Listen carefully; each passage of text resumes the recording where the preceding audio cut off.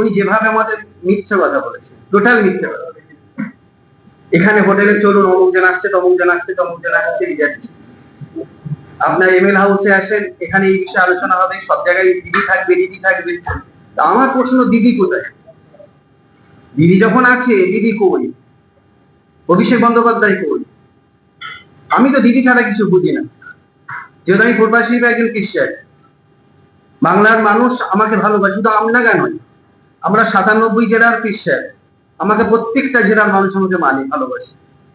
ঢুকে উনি যেভাবে বললেন, গেলাম, দিদি থাকবে যখন, আমরা সবাই, দিদি যখন আছে আমরা আছি।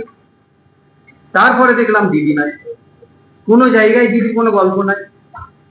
আমরা তো ওনাকে চিনি না, আমরা তো দিদিকে চিনি। দিদির পোস্টার বুকে নিয়ে আমডাঙ্গায় ঘুরেছি, দিদিকে দেখে তো আমাকে ভোট দিয়েছে। আমি দিদির পাশে আগে ছিলাম, এখনো আছি, এবং এভরি টাইম থাকি। না, আমি তো বহুদিন ধরে আছি। না না, ওনার সঙ্গে যোগাযোগ একদম উনি যোগাযোগ রেখে চলেছেন। ওনার সঙ্গে টাইম টু টাইম সমস্ত কথাও হয়েছে। এরকম নয় যে উনি কোনো যোগাযোগ দিচ্ছেন। ওনার একটা কনফিউশন ছিল, ওনাকে বলা হয়েছিল যে সইগুলো হচ্ছে সেগুলো দিদির কাছেই দেওয়া হবে বা এই ধরনের কিছু একটা।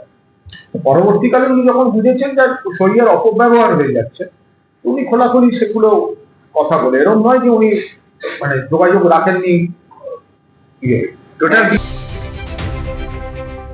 Vision News 29